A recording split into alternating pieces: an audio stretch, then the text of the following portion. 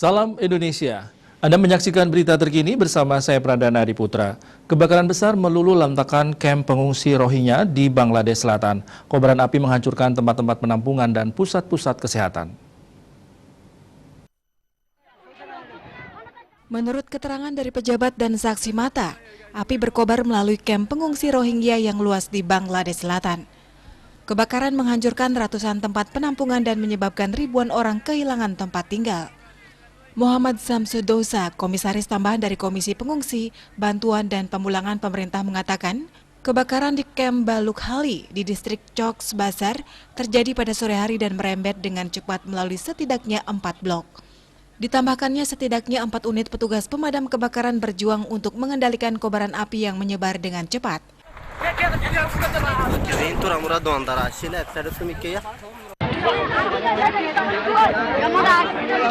Sementara itu, Louis Donovan, juru bicara Badan Pengungsi PBB mengatakan, melalui surat elektronik petugas pemadam kebakaran, tim penyelamat dan tanggap darurat serta sukarelawan dikerahkan ke tempat kejadian.